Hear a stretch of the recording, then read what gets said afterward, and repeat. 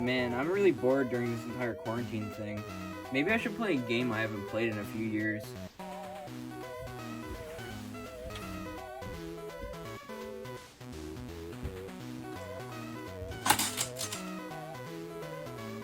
Alright, Bob version 1, what game haven't I played in a few years? Huh, I haven't played the original Five Nights at Freddy's in a few years.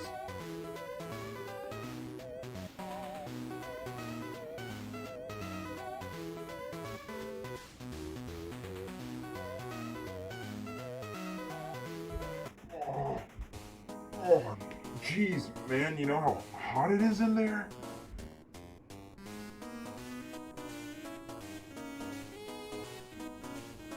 Oh, sorry. Hello, Nate. Oh my god, it's... who are you? I am a scary man. Well, that's not very creative. Shut up. So, what do you want? You have just released a horrible curse upon yourself by opening that game. Excuse me? Now you must review every single FNAF game that came out. Except the AR game and the VR game. Is that supposed to make me feel better? Sure, why not? Bye now.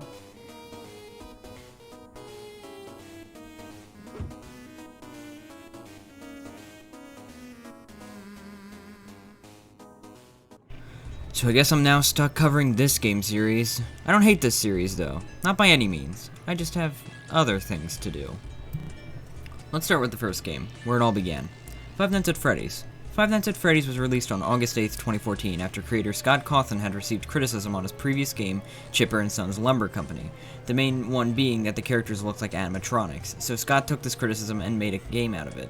That's some dedication. It's paid off a whole lot because there are now 8 main games, one of them is a VR game, a few spin-offs, and even an AR game. Five Nights at Freddy's series became incredibly popular. In Five Nights at Freddy's, you have a few main mechanics. You have your camera monitor, which allows you to see the animatronics around the building. You have your doors, which protect you from the animatronics when you close them, and lights, which help you see the animatronics in locations where your cameras can't. You also start each night with 100, technically 99% power. Your power is pivotal as it helps you operate your lights, doors, and monitor. If you lose all your power, Freddy will appear in your doorway, play a little song, and then kill you. It is possible to survive if you're at the very end of the night and Freddy is incredibly nice to you. The main point of this game is to survive from 12 AM to 6 AM. Each hour is about a minute and a half long, but sometimes they feel much longer due to the stress. If you die in this game, you'll be greeted by a jump scare and then the game over screen. The jump scares aren't scary if you see them coming or if you're used to them, but if you aren't used to them or you don't see them coming, you'll probably jump a bit. You only have 4 characters to worry about in the first game: Freddy, Bonnie, Chica, and Foxy. Bonnie is most likely to be the first character you encounter. He really moves around kind of randomly and seems to teleport at times, so much so that the creator Scott Cawthon eventually said that Bonnie does not obey the laws of time or physics. But Bonnie will also approach from your left and tends to camp at your door when he's there, and that can drain your power a whole bunch. Chica is basically the same as Bonnie, but much less aggressive in my opinion. She also approaches from your right. These 2 are the only animatronics who will appear in your blind spots. Next is Foxy, who resides in the Pirate's Cove for most of the night. For Foxy, you need to check the cameras a lot, but never too much, as checking them too much or too little will make him become aggressive. If Foxy leaves Pirate's Cove, he'll charge at your room, and if your door isn't closed, he'll attack you. If your door is closed, he'll drain some power, and each subsequent attack, he'll drain more. Finally is Freddy. Freddy is the only character with a set path for attacking you. Freddy can be stalled if the camera is on him. His movement is also indicated by a laugh, and he doesn't appear in your blind spots, so if he makes it to the east hall corner, either keep the camera on him or close the door whenever you lift up your monitor. Now, the basic story of this game is that you got the job as a night guard at a pizza place called Freddy Fazbear's Pizza. On your first night, someone on the phone, known throughout the series as Phone Guy, calls you and tells you that the animatronics do move around, but assures you that you have nothing to worry about, while at the same time saying that if you die, management will only notify authorities after they've already covered up your death. That's reassuring. Night 1 of the game is fairly easy. Only Bonnie and Chica are active, and Chica is way less active than Bonnie. Night 2 is when Foxy becomes active, and Bonnie and Chica are still somewhat active. Night 3 is when Freddy becomes active. However, if you constantly switch between his and Foxy's cameras for the night, he will almost never move. Night 4 is basically just Night 3 but harder. It's also when Phone Guy unfortunately dies. Night 5, again, Night 3 but harder, and the phone call is just creepy garbled voices. After beating Night 5, you get your paycheck with an ambiguous year. Ooh, it's probably 1993. Ooh. You also get a star on the main menu and you unlock the secret Night 6, which is just a harder version of Night 5. Beating Night 6 gets you some overtime, a second star on the menu, and Night 7, the custom night. The custom night allows you to set the 4 animatronics to varying AI levels from 0 to 20. Of course, this means you can set all to the max, which is how you get the third star on the menu. And I tried. Oh, I tried, but I don't have the patience to do it. So as an apology, here are all of my deaths that didn't involve me accidentally clicking off the game.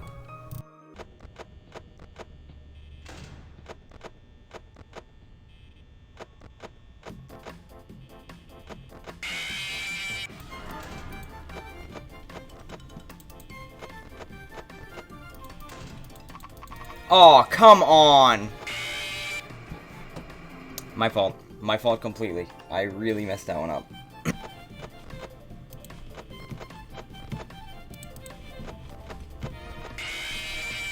Foxy. You meanie. You big meanie. You big ol' meanie.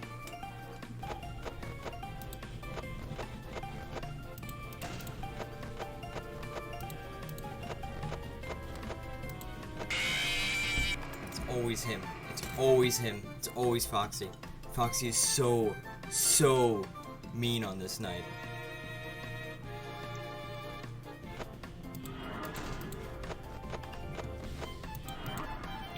You...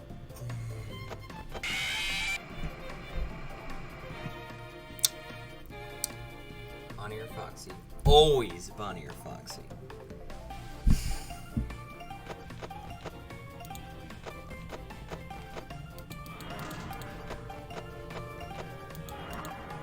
You jerk.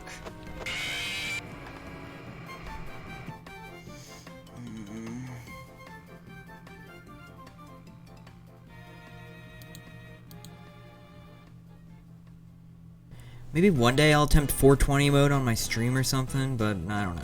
Aside from 420 mode, there are also 2 special codes you can input into the custom night for some cool stuff, technically. You can set all characters to 0 and look for Easter eggs like the newspaper clippings that mention a murder at a Freddy's location and even... Oh! Hi, guys! You can also attempt to find the hidden 5th character, Golden Freddy.